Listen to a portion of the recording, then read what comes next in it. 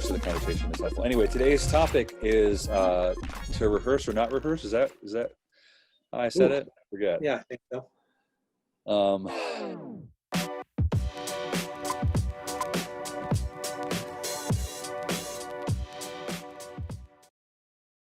Some churches pull it off, so to speak. Sounds like a Band-Aid. Pull it off with the Sunday morning only rehearsal. Some have rehearsals during the week. Some leaders have tried their hardest to institute a midweek rehearsal successfully, and some have done it unsuccessfully, and it's never really taken. I've experienced churches that have like and I'm gonna say it this way. I believe that anything can work. I think anything can work well. There are just trade-offs. There are concessions that you're always going to make. The probably the most common thing I hear is that it's too much to expect from our volunteers to make them come out on another night, and that makes me vomit a little bit in my mouth. But I understand because, well, it makes me vomit because in my head,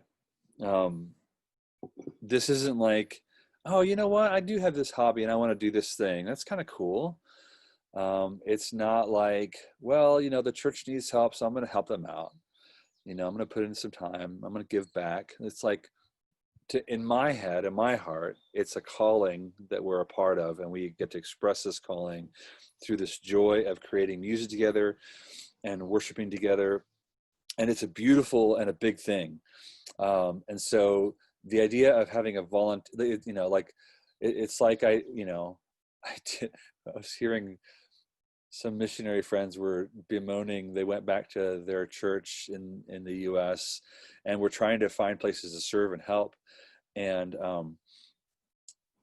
they were getting nowhere. Like they weren't being offered any way to help. And finally they said, well, we're gonna do some landscaping one day. Can you come and help with that? And they're like, okay, sure. We're here to serve. And they show up and they had to go buy like 2 flowers to put in 2 pots. And that was it.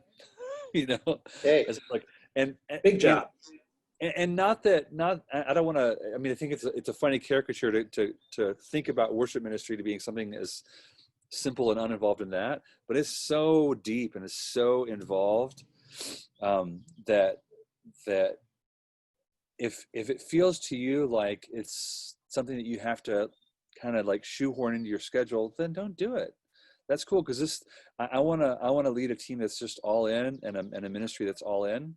And so the idea of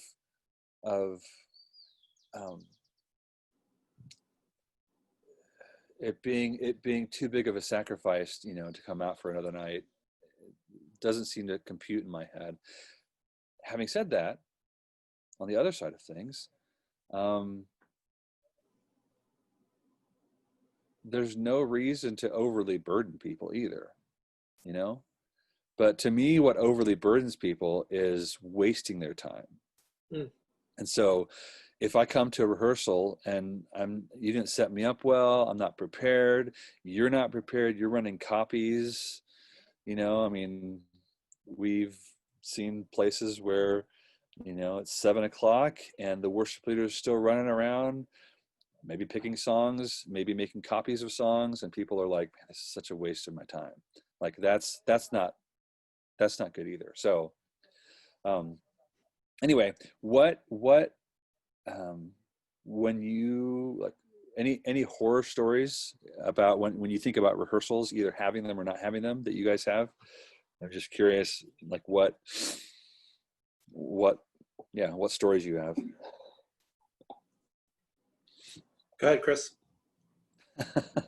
This one time when Kevin used to lead, it was well.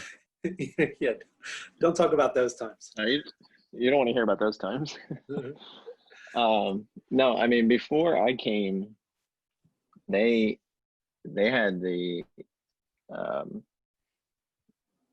the process of where they were rehearsing once a month for all 4 or 5 weeks in that month, all Sundays, one Tuesday night, once a month, and they would run through all 4 or 5 weeks. And they said, the part of the problem there was obviously, by the time you come around to that 4th or 5th week on a Sunday morning, it's like you've completely forgotten what you rehearsed on that Tuesday night, 4 weeks ago. But then they changed that. They went to every other, and they were doing, for a while, they were doing every other week, rehearsing 2 Sundays at a time, cramming everything they possibly could in. And even still there, what I've tried to encourage the team with, and I think this is where, when you say rehearse, I think the leader needs to really define what that time of rehearsal is. Because for what us, it's for. Yeah. And for us, our motto is more than music, and that can be taken from Grant Norsworthy and Dwayne Moore and so many other guys, who have said that same thing. But for us, it's, I want my team to understand, yes, rehearsing the music is very important. Bringing your excellence is very important. But, I would rather spend 45 minutes to an hour sharing prayer requests, talking about what's going on, encouraging each other in that time, than focusing so much on the music. But I think that also brings up a point of, where you're going to draw the line as far as what is rehearsal and what is practice. Because, if the team, like you mentioned, Dave, if the team's not showing up prepared, if individuals are not putting their time, the same as if the leader's not putting the time in to prepare, that rehearsal time, whatever you want to call it, is going to be very structured, very late. I know that we have weeks when we'll show up to Tuesday night rehearsal and we'll just blow through the songs, and they may not even be songs that we're super comfortable with. It's just, I know the team has spent the time preparing, practicing, learning the stuff, showing up on time. All of that kind of contributes to how the rehearsal is going to flow and what the mentality is. I know if we work at setting the mentality of, look, rehearsal is not just to practice the music. This is not the first time that you play the music. This is a time to build team camaraderie and to work together on things. And whether that's spiritual things, mental things, or just the music things, of playing together and working together, this should not be the only time that you've heard the music and that you're playing the music, because you should be able to focus on how the other team members are contributing to the dynamics and how they play and how they're, even just their emotions and their responses to things. Not so much being concerned with, hey, we just spent 15 minutes listening to so-and-so's prayer request, and now I'm bored and I really wish we had spent more time just playing the music.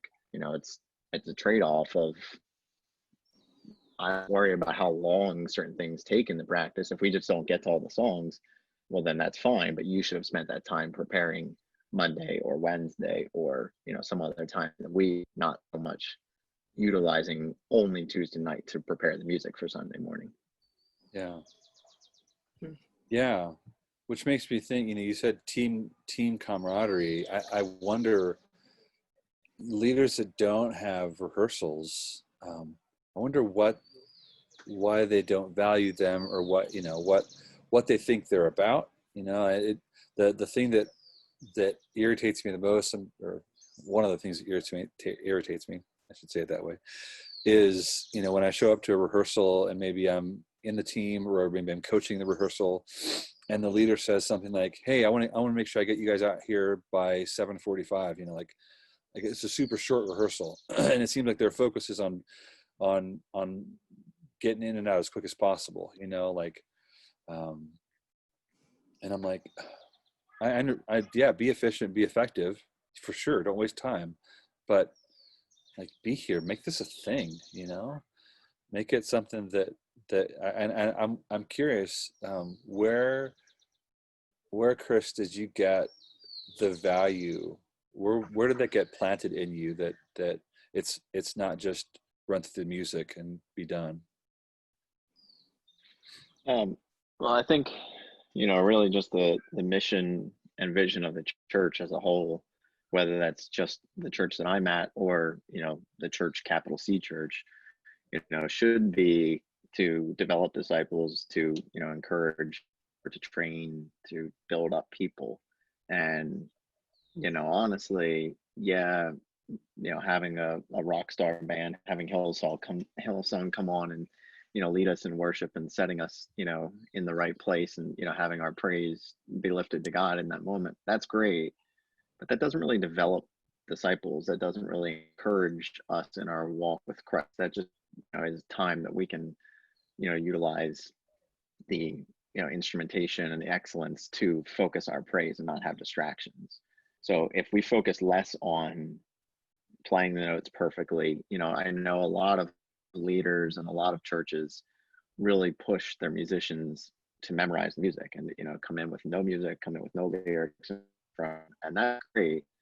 But I know how much that would stretch my team, and the expectation that would put on my team, I think, would hinder and cripple a lot of them so much to the point that they would feel stressed and overwhelmed and wouldn't be able to handle something like, you have to know your team and know your individuals, but that's not something that I value enough that they're, if they're looking down at the music, if they're focused on music. Like, we have one guy on our team who's always, and I, I harp him about it, but he knows it in his heart and he knows it in his mind. He's glaring at the music and he's staring down and then focused on it.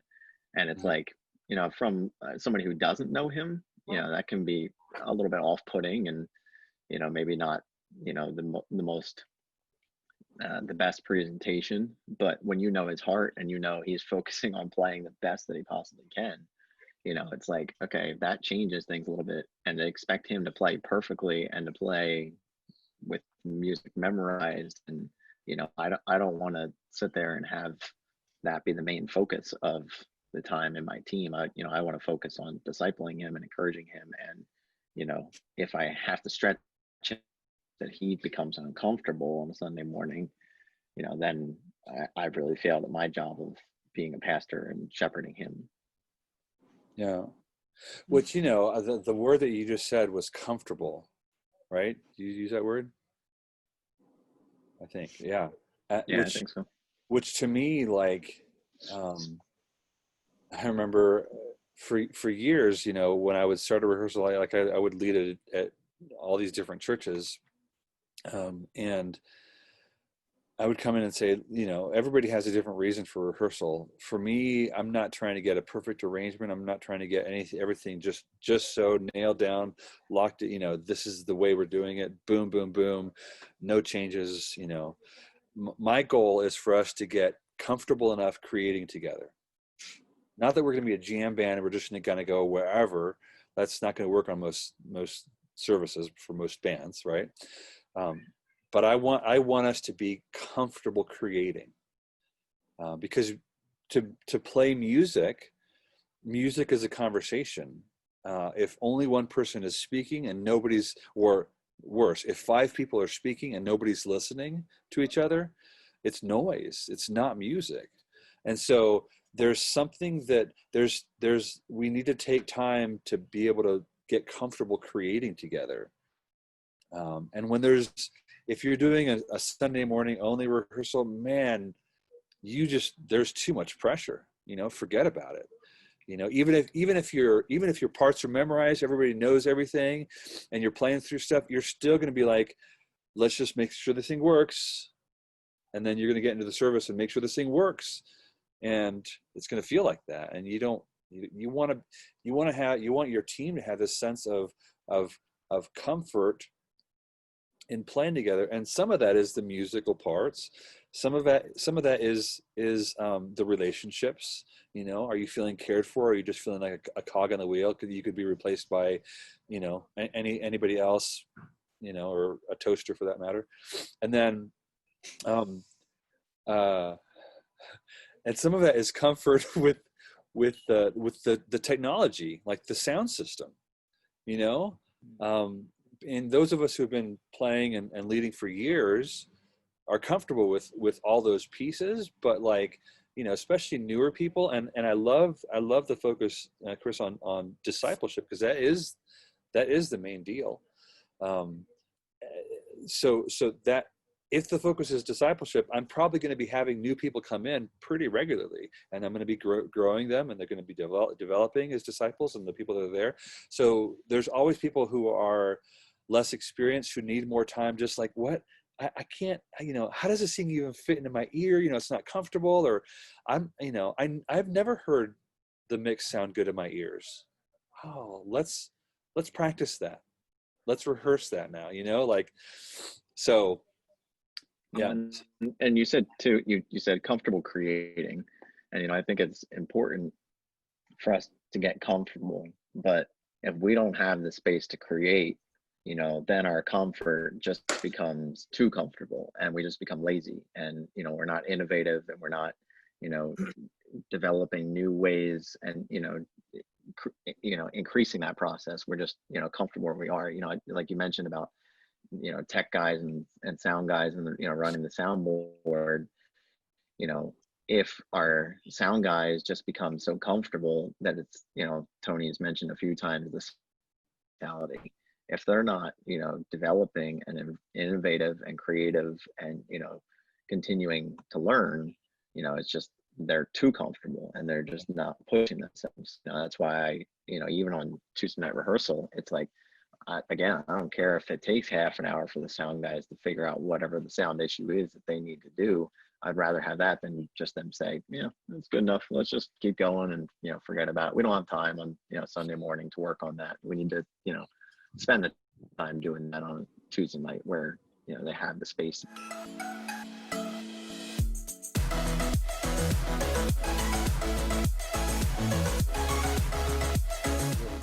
I think not having a rehearsal during the week makes it very, very easy to support a culture called good enough, you know, partly because there's no space, you know, there's just no space to fix stuff, to improve stuff, to push things forward. And partly because it's kind of like it, this isn't cut and dry, but it feels like it's the bare minimum, you know. It's like I'm walking in and saying, what is the very, very least that I can do to be able to play on Sunday? You know, I mean, that's what it feels like. And then I'm back at Office Space. I have 39 pieces of flair, you know, or whatever the number was. Like, that's not the heart of worship, for sure. You know, worship is generous. It's not the bare minimum. And so why should our investment be the bare minimum? I'm not saying we have to get together 4 nights a week. That would yield some really interesting stuff. And if you're all single, that could be really, really cool. But that's not most of us. Anyway, Kevin, what do you? Yeah, one of the things I was hearing you guys say, originally, Dave, you mentioned about like some worship leaders have tried to institute a midweek rehearsal and it fails. And if I remember correctly, when Chris and I worked together at GBC, I think there was a policy that if you couldn't make it to the rehearsal, then you didn't do Sunday. And it was kind of more for the purpose of accountability than it was. Wasn't necessarily because somebody couldn't come in Sunday and do just as good of a job, but it was kind of like, it's showing your commitment. It's important to be part of the team. And even if you don't need the practice because you're a simple vocalist and you're just singing the melody and you already know the song, well, there's more to it than that. Like, as Chris mentioned, more than music was the motto, sort of. And I think it seems like it would be easy enough to institute a midweek rehearsal if you said, if you don't come to rehearsal, then, you know, that's okay, but we don't want you to come on Sunday either. to be in the band. We want you to come to the church, but we don't want you to come and be on the band Sunday if you're not coming to rehearsal. And maybe somebody would say, That's well, easy. I don't have the luxury of doing that because I only have 4 people. So Yeah, I was just going to say that's easy enough if you have a large enough team that you're not willing to sacrifice those people. But if you have, 5 or 10 people on your team, and you might lose half your team by doing that, that's a scary thought for a leader. But is it the question I have about that is it better with the 5 people that are willing to commit than it is to have the 10 people if 5 of them don't want to commit? I don't know. It's a question. I'm not suggesting I know the answer to that.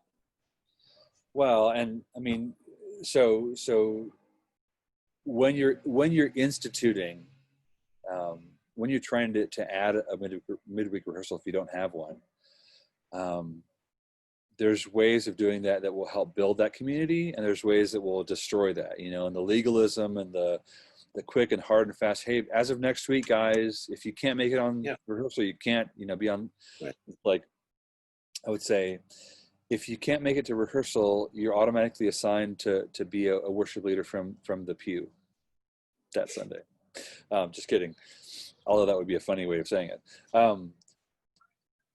But Or you have to serve in the nursery changing diapers. We're going to assign you to lead worship in the nursery by changing diapers. That's awesome. If talking through the dynamics of it are so important. Understanding the heart, of course, the why behind the what, but even things like, I've heard that said many times, Kevin. I don't need to be at rehearsal. Like, I'll be fine on Sunday. And the reality is that might be true, but we won't, because what you add changes the dynamic. And what we lack when you're not there, and not just if it's the drummer, but whoever it is, you might be able to handle it, but we can't. It's too much change for us. We're trying to get confident and comfortable, and we just can't do that if you're not there, because what you add means something, and if you come at it from that perspective, I'm affirming what they have brings value, but I'm also saying it's not just you. I'm not worried about your comfort. Your comfort is fine. I could always show up and not have rehearsed. That's not the point. My team can't.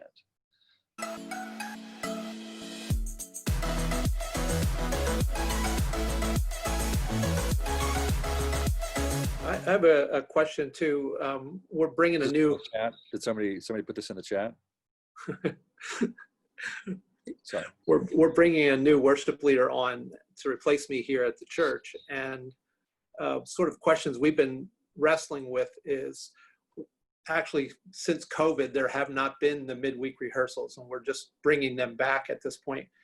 As a new worship leader coming into the church, is it the thing that you do, or is the best way, in your guys' opinions, for a new guy to come in and say, this is how I want it to be, and sort of set it up and say, we're going to have midweek rehearsals, and I'd like you all to be there. And if you can't be there, that's okay, but just let me know, and then I won't schedule you for that week. Or is it better to ease into it and like later on put that requirement into it, because they've not been doing it for the last year probably, or not, probably at least 6 months that they've not been doing that. And so the question is, does a new guy come in and say, here's the deal, or does a new guy come in and like gradually get it to where he wants it? What do you think, you guys? I'm reminded of a story that this guy told. He had just gotten married, and he comes into the living room one day, dressed in his golf outfit with his golf clubs over his shoulder, and his wife says, "Hey, where are you going?" And he says, "I'm going to go mow the grass. What do you think?" And of course, that day didn't go so well, right? Years later into his marriage, he did the same thing. Comes out into the thing and has his golf clubs on. He's like, she says, "Where are you going?" "I'm just going to go put these in the trunk. Nothing. I'm not doing anything. I'll be right back in." Like, he's learned to respond differently. It's a lot funnier when I heard the comedian say it, but Anyway, the thought is we could probably get away with different things on our honeymoon, in our honeymoon stage, Yeah. than we can later on. So when you're beginning a role as a worship leader, it's a real tension, because you want to not make a whole lot of changes, but you also want to establish some things. It's easier to establish some things there. You know, if your culture has never had a rehearsal, a midweek rehearsal, then I would always work towards that. We're working towards integrating this weekly rehearsal. I know it's going to take a while for you to get your schedule cleared so that there's space in your schedule to do this. This is why we're doing it. These are the 5 reasons that it's going to help us out, blah, blah, blah. We're headed this direction. In 6 months, we're gonna switch to the policy where, you know, you have to be at rehearsal to be able to play on Sunday. That's where we're going. Like, that's, if you've never had anything like that. If you always had a rehearsal and it's just COVID kind of took it out of the picture, it's a lot easier to be like, okay, well, now that we're getting back together, we're starting rehearsals, you know, this is why. And it's important enough to us. I mean, like, verbiage matters so much when we're communicating, you know, to our team. Like, if I say you have to be there or you can't play, right? It matters to me so much that we have rehearsal time together, that we're kind of making it mandatory. Like, it's so important to me that we get to time together, because otherwise we're just going to run and gun. You know, it's like churches that used to be mobile, and then they got a building. Often for the first while, they still act like run and gun churches, because they always had that pressure of, like, they didn't have a rehearsal space, so they, you know, maybe they rehearsed in an office or something, or maybe they just didn't, and they crammed in there. They got their stuff set up. Hopefully it worked, and then they rehearsed maybe a couple of songs, and we go in, and they carry that culture into their church building. You know, that's a very normal thing to happen. Why did I say that?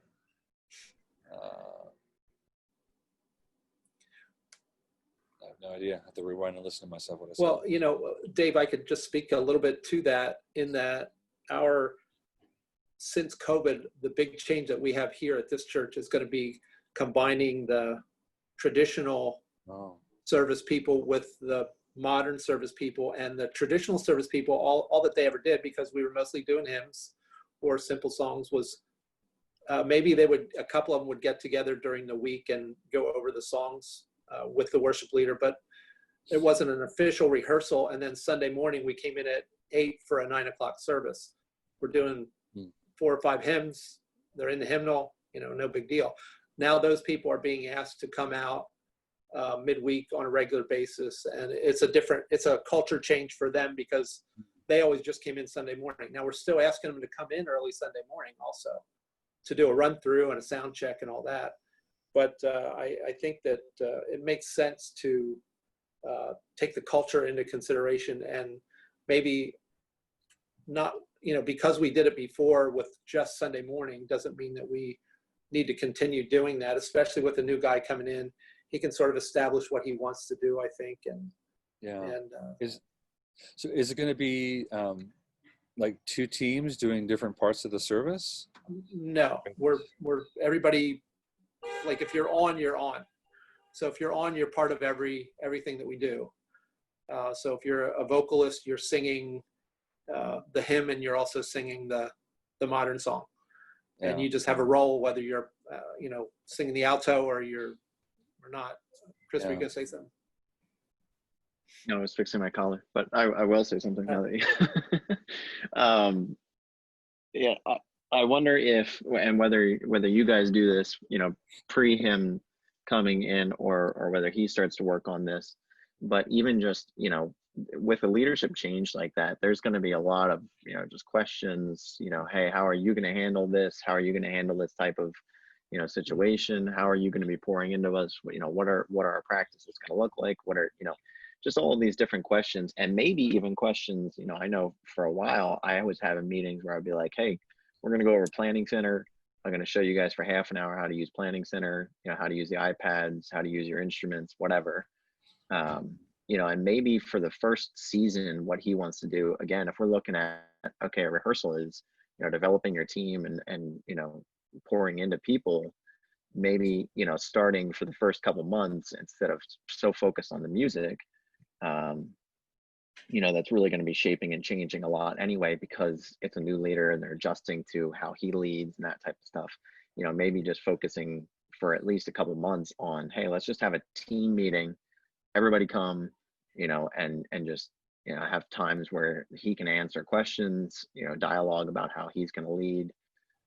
Maybe even having, you know, depending on the season, you know, how that transition's going, having you there kind of talking about, you know, what the expectations are, and then being like, all right, well, we've had these meetings for 2 months now let's transition that to, you know, more of a practice rehearsal time. You know, just giving you guys a heads up, you know, we're going to have team meetings for the next 2 months, but, you know, in 2 months or whatever, you know, somewhere down the road, that's where we're going to transition. You know, we'll still have like a time of, hey, here's a half an hour. And that's tough, you know, with COVID, because you can't have food and you can't have, you know, so it's harder to have a team meeting right now than People just, aren't eating. you know. Just kidding. Yeah.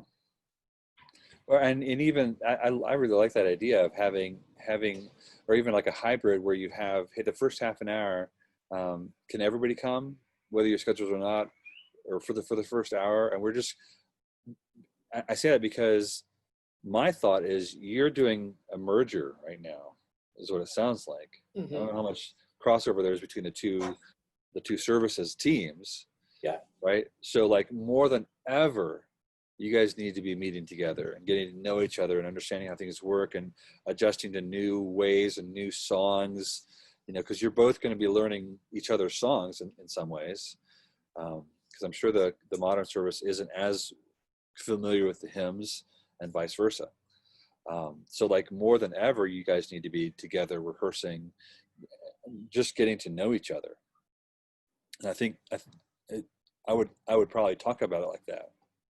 And also even just utilizing it as like a, you know, I know for us during COVID when we weren't meeting, it was like, you know, they just wanted to get together and fellowship. And maybe, you know, just your teams are just seeking that time of, you know, where, okay, the traditional team can, you know, meet with the contemporary team or whatever, and, you know, just fellowship together and enjoy time together, you know, maybe sing a few songs just all together, you know, some familiar songs, just, you know, grab like acoustic guitar, piano, and just sing those even without, you know, developing the sound guys and the tech guys and stuff.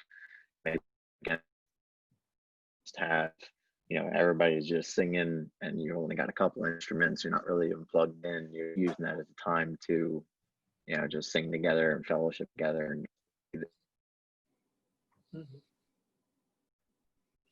Yeah. Go ahead. No, that's okay.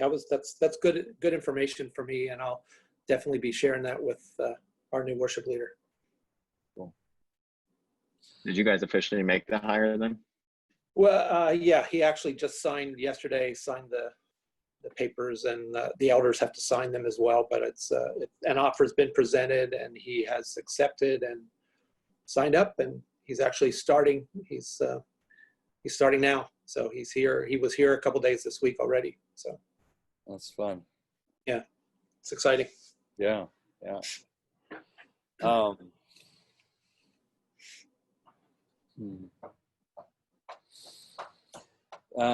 Since we're on the topic of rehearsal, I was. What are some best practices? Maybe we can talk about that for a minute. Because I think when we say rehearsal, I mean, and you know, I don't know how many years ago it was that I switched my verbiage from practice to rehearsal as an instructive, you know, point. Like rehearsal is what we do together. Rehearsal practice is what you do at home.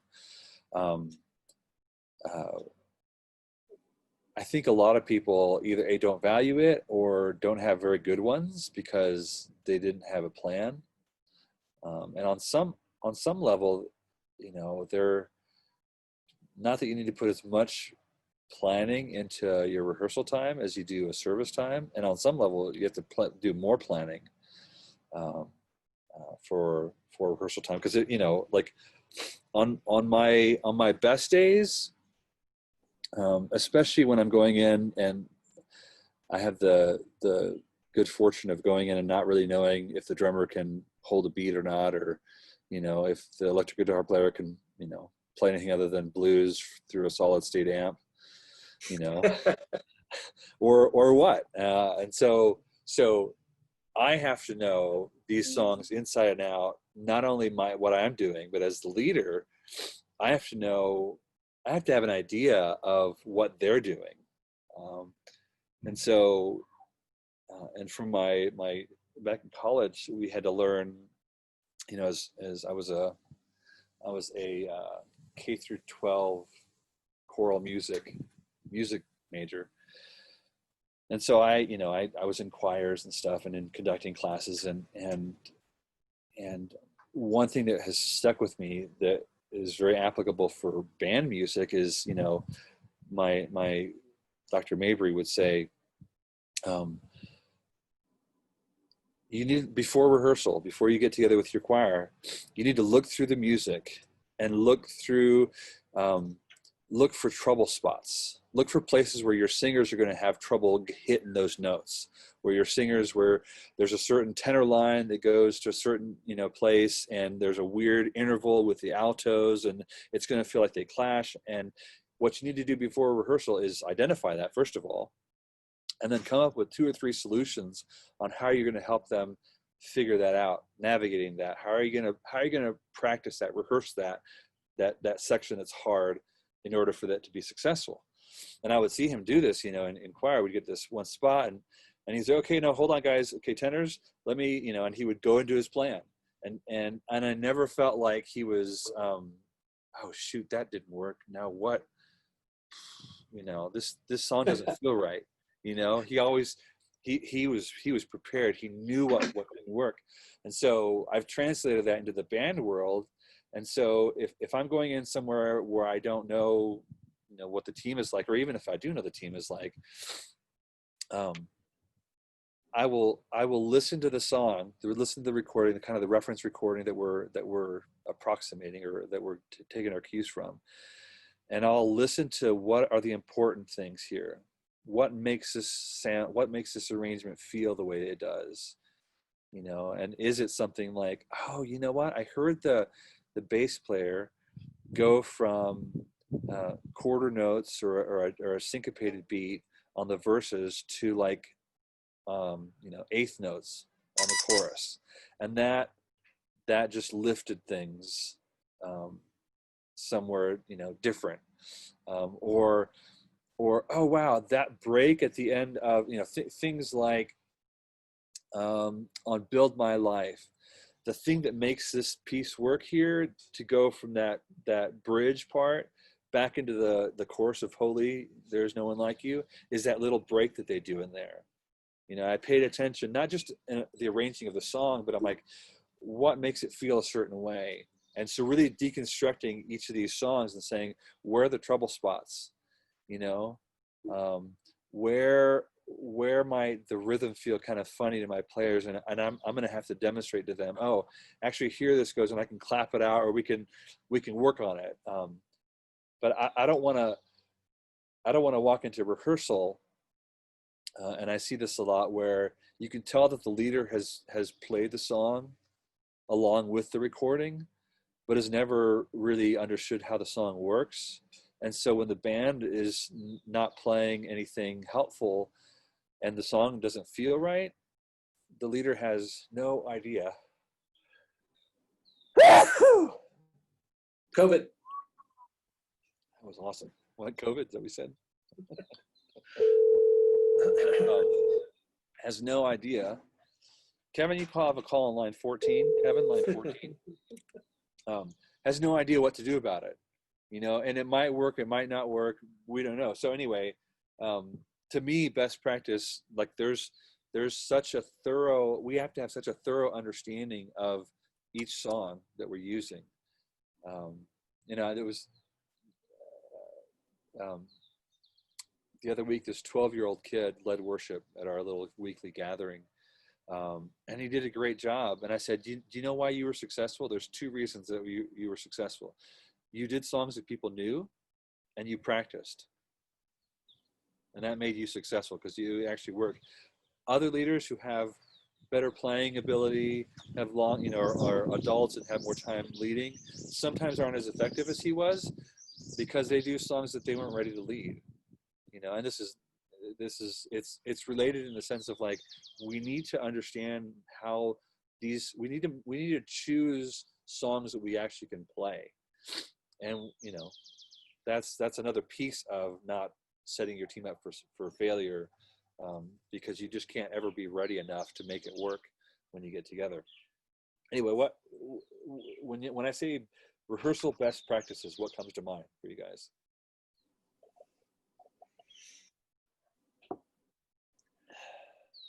Well, before we go too far in that, I have a question about it. We don't have iPads here for our worship team to use, and so we use printed music. We use chord charts, and some people want lead sheets and whatnot. So my question is, am I being an enabler if I get everything all ready for everybody? Or should I just say, it's in Planning Center, print out what you need. You should already have it printed out because you're practicing at home anyway. So am I enabling by getting that ready, or am I just making it easy for myself because I know have I trained my team poorly by doing it for them all the time? That's the question. So this is the end. See, I practiced on my computer screen. I didn't print it out. My printer's not working, and it hasn't been working for I've heard that one. 6 years. I've heard that one. Yeah. Well, so the Andy Martin question is, hey Kevin, do you know why your team shows up without their music printed by themselves? Because I allow it. Because you let them. Yeah. I mean, okay, so the real question is what's your goal? Yeah. Where do you want to end up? Like, we know where you are now. You're doing it all. Where do you want to end up? Are you fine doing that? You're like, I don't care. It's fine. I'll just print it out, have it ready to go. Yeah. And Kevin's situation too, where does the new guy want to end up? Because he's going to come on board and be like, hey, look, I have to print music for everybody. I wouldn't be too thrilled about that as a new guy. I mean, I am printing for a couple of people, but there's definitely, there has to be a strong exception as to why they're not able to do, what I'm expecting them to do. One of them is a violinist. Okay, I realize that while you're playing violin with two hands, it's pretty tough for you to turn the pages. We've worked towards, page turners and everything else, and it's just not going to happen. But this person doesn't play that often. The other is a pianist who, again, same thing. It's even more difficult, I would say, as a piano player to be able to do that, to turn the pages with an iPad. But that person comes prepared with their music 90% of the time. I just check with them to make sure that I'm not going to have, like Dave was talking about at the beginning, it's like we don't want to be printing music out, before Tuesday practice. So, I want to make sure that, going into that, they've got it prepared and, that they've taken the time to do that. And that's why I typically check with them, a day ahead of time to make sure that, and that's kind of like a gentle reminder, like, hey, you should be practicing this music. It's, we're playing it tomorrow. Maybe you should print it out and look at it, ahead of time. But, asking the question of, like Dave said, where do you want to end up? But even more importantly, where does your new guy want to end up? Because you don't want him to come in and be like, I'm not printing music for you guys. You can figure that out yourself. That was Kevin. Which is actually a great question. So the Andy Stanley question, like, if I was gone from here, what would the new leader change? And if that's one thing that the new leader should change, it's just that I'm too soft to change that, or I don't want to, die on that hill, or whatever the question is, then Well, why and not? if you're not willing to die on that hill, that's not really fair to the new leader to know they're going to come in and change that. They're going to, and to expect them to have to make all of these changes that, it's a lot easier for you to make the changes. You're heading out the door, versus him having to come in and make those changes. Like, Yeah. as a new guy having to make 15. Yeah. Yeah. Well, and Well, I mean, I went to, like, being a 3, and I went to great lengths. For instance, the bass player is an older guy, and he didn't like the 2-column chord charts, so I printed him the old chord charts that were not on, because they had bigger letters. So when I made the chord charts, I made him a chord chart that was that way, and I made everybody else the chord charts that were the 2-column. And somebody needs a vocal chart, so I give them a vocal chart. And, I did. It was because I wanted them to like me. Make everyone happy. That's the goal, right? Yeah. Everyone Well, must like me and think I'm so wonderful. so the goal is, in my head, creating a culture where we're ready by rehearsal, right? Okay. So I'm not creating, if that's my goal, they're not going to, and if I am printing their music out and giving them to them at rehearsal, they're not ready by rehearsal just by definition, because they just got the music. And maybe they did something, and maybe they did it on their computer screen. Maybe they listened to it, or something, but it's very, very unlikely that they're ready by rehearsal. So, I would rather, as part of the check-in at rehearsal, can I see your music? I want to see if you've marked it up. I just need to know if you spent time with it. Are you ready? And that might be a step that you would have somewhere along the line. You wouldn't want to do that every week. That's silly, and you're not a parent to them. They're not kindergartners. But no offense to kindergartners. But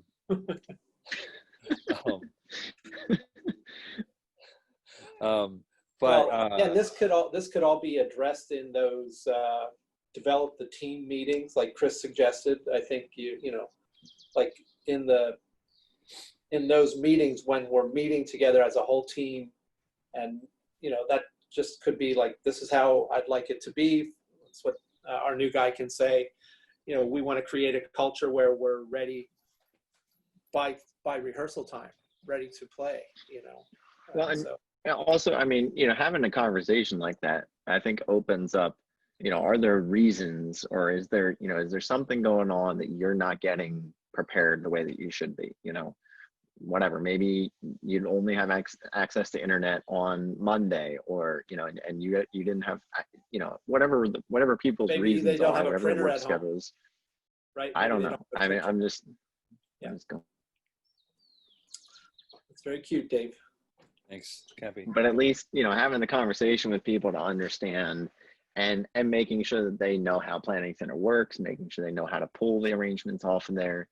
I mean, I think I've shared with you before, Kevin, that on Planning Center you can see when people access the music, and Yeah. you can see how many times they've viewed it and how many times they download it and everything else. So you can have that conversation afterwards and be like, look, I'm not trying to lean over your shoulder and track your every movement, but I'm just going to tell you, I know you didn't do anything to prepare for this. So again, that's where, if you're willing to have those conversations to develop them, you're not doing it to smack the back of their hand and yell at them. Right. You're saying, look, just like showing up to practice, just like showing up on time, just like showing up, when you're here, you need to be practicing this stuff at home and preparing this at home, to contribute to the team as a whole, regardless of how much you feel adequate in your own, skill set. You need to be preparing and at least printing the music. And here's how to do it, in that meeting. Show them how to access Planning Center. I had a meeting where I set up a fake account, and I went in as one of them and viewed everything and showed everything. And I'm telling you, I mean, I did it, and people were like, whoa, I didn't even know you could do that. It's like people just don't even realize in Planning Center the stuff that you can do. Right. And, it just takes a half an hour to show them, maybe enlighten them and help them to come better prepared. Yeah. Yeah. I mean, I think a great question that each you need to ask each person, that could be in a group setting like that, because I think it would be informative, is, our goal is for you to be ready by rehearsal, confident, ready to go. What do you need to do that? Not even from me, but what do you need from that? And they might say, oh, I don't know, just a couple of days with the music, or I would like at least 3 weeks with the music, and I need a recording. And can I get one of those things where I can hear my harmony part so I can sing along to it, like whatever. Like, once you know what they need, then you can say, well, here's what I can do to help you with that. I'm not willing to print out your music for you and give it to you at rehearsal. That's I don't even need to say that, because if you need me to print it because you don't have the ability to print it at home and you want printed music, I can do that for you. It'll be in your box on Sunday or whatever. As well as the invoice for your time. Nice to do that. But yeah.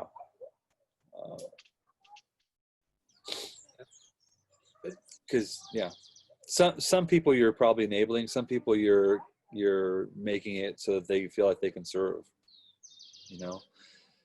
and unless you find out from them what they need to do what you want them to do, like, what do you need from me, is not a helpful question, really. You might get something, but like, here's my goal is for us, that when we're serving on Sunday in the service, we're not hyper focused on our music, on our parts. We feel really, really comfortable with that. And that's because we showed up on Wednesday and we felt ready even then to rehearse together, because we had learned our parts already. That's where I want us to go. So what do you need? What do I need to give you? What do you need to show up like that at a rehearsal?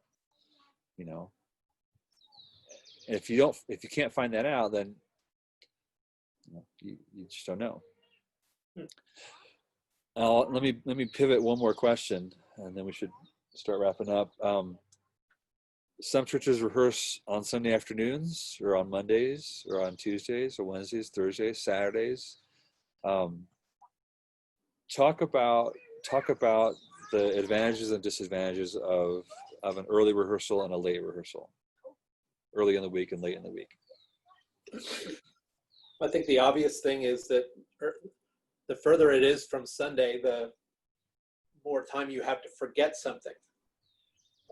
Like if you do a Monday night rehearsal as opposed to a Thursday night rehearsal, Monday's a lot further from next Sunday than Thursday is. But if you do Monday, you might catch some things that are trouble spots that you could work on all week, and you have more time to work on it. So there are different elements, different reasons or advantages to one or the other, I guess. We go with Wednesday, but only because that's when the building's available. That's because that was the classic choir rehearsal night. Yes. Yeah, for me personally, if it's too close to Sunday, I'm already drained from Sunday. So I need some time, break, debrief, and just kind of see, how that service went and what I need to work on, even just on, in my own, how I'm leading, and just having a chance to just, catch my breath. But on the flip side, kind of the second thing that Kevin said, I know for us, when we have rehearsal, and this is, definitely not the right way, but there are some people who show up to rehearsal and that is the first time that they've listened to it. They've been, I played it in the car while I was driving, but I didn't practice. I didn't come prepared. And so when they do that, that's their first chance to figure out how we're, the roadmap of things. And then after that, they work on that. So, I know that they spend the next several days working on that. And if that roadmap is not laid out early enough, then they don't have the time to work on that and develop that. Now, again, I mean, that's, on them for not coming prepared early enough, but, giving them as much chance as they can to prepare and to work on that, you know, shooting for that midweek is, I think, really the goal.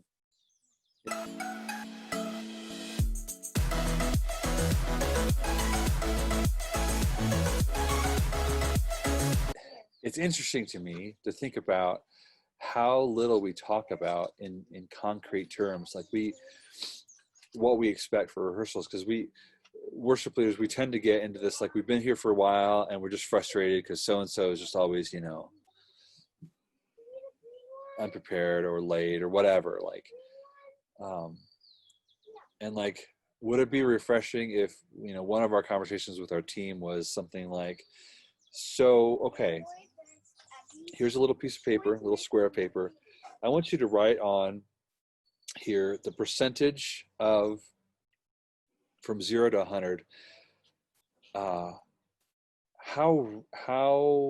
ready or well known or put together or, you know, yeah, ready to go should each song be by the time we start rehearsal, and maybe even by the time we end rehearsal. Like, what's your expectation? And then maybe write down like some, like, not just like 70% or 30%, but like, what does that mean? You know, does that mean that it's memorized, or does that mean that I'm familiar with it? Does that mean I've heard it once in my life before? Like, what does that mean? And like, try to get some teeth to, like, this is the number that we want to arrive at rehearsal by, of readiness, you know, 50%, 95%, you know, like, what is it that we all together can agree to? And I love putting like that really specific number to it, just because it, you know, it then, you know, in subsequent weeks we can be like, oh, so I guess we all showed up at 30 this time, you know, or I don't know, it's just silly thought, but oh baby, so yeah, I don't know if you've ever talked with a team with that level of like preciseness, or, you know, just.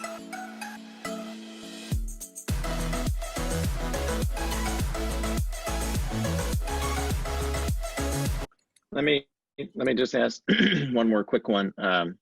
We had a gentleman on one of our teams who showed up late on Sunday morning, showed up late the following Tuesday, showed up late the following Sunday, and like, I'm talking, you know, not like 2 minutes, like 15 plus minutes. First time, didn't really get any response, you know, or any notification heads up. Second time, I think I got a text. Third time, you know, Sunday morning, again, he's like 15 minutes late, you know, barely acknowledged that he was going to be late. I had a conversation with him after that Sunday just to say, hey, look, you know, you showing up late, you're affecting the rest of the team. And following Tuesday, or, you know, maybe not that exact Tuesday, but shortly thereafter, shows up late again. What would be suggestions as far as, you know, again, you know, you're contributing and you're impacting others on the team. It seems like, you know, you could go at it two different ways. And I think, sounds like you approached it one way already, like I don't know if you would say you scolded him, but you basically told him that, you know, this is affecting other people and you need to get up to speed. But you could also approach it and say, hey, is there something wrong, or is there a reason why you're not able to get here on time? Like, do you need a wake-up call? Do you like, what can I do to help you? I would never be probably taking that as a first approach. I know that I used to have a girl that came into rehearsal late all the time. We started at 7, and she would come in at 10 after, quarter after, and when she'd walk in late, I would say something like, oh, must be 7 o'clock because Amy's here. And, you know, it was sarcasm and it didn't help. You know, it never helped. And I should have said, you know, Amy, what's up? Like, do you have to work till 6:45 or something? Or what's the problem? Why are you late? And I never asked questions. I always just assumed that she was being a delinquent, which is what it was. But I don't know. So you gave her the benefit of the doubt, but yeah. So I don't know. Dave, I don't know. What do you think? Well, when I get the answer to this question, I'll use it on my wife. No, just kidding. I'm assuming she's not there to smack you right now. Yeah, no, she would. She could be smacking me right now.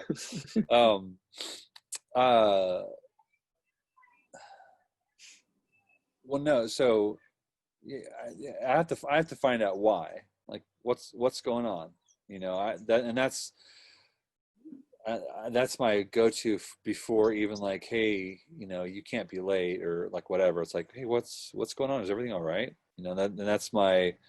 That's my way of not just assuming you're a jerk and a delinquent person.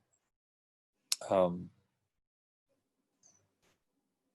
like I had something to say, but I'm forgetting what it was.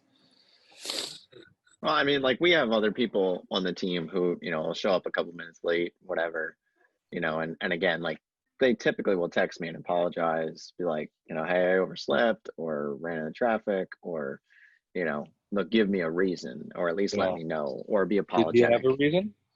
No, he's just like, hey, on my way, 15 minutes late.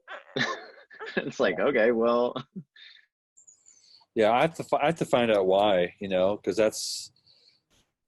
that makes all the difference to me, because I can't fix, I'm going to be late. Like, I can't. Okay, so is this the way you are everywhere? Like your brain starts going all kinds of places. And I think it's important to not treat the symptom, because I always treat that as a symptom. Maybe his life is just out of control. Maybe he's depressed. Maybe he's late. Maybe he was arguing with his wife because his wife doesn't want him to be in worship anymore. Like maybe he's stopping at the bar on the way. I'm just kidding. There's so many different reasons. And those aren't even the root of the problem, but those are part of the problem. The symptom is he's late. That's a symptom. Maybe he doesn't care anymore. Maybe he doesn't think it's important. Maybe he doesn't think, like you said, it's not affecting anybody else. I'm just late. It's all on me. It's like, no, you're messing us up, but there's lots of different symptoms that can be causing that, or lots of different reasons that can be causing that symptom. So.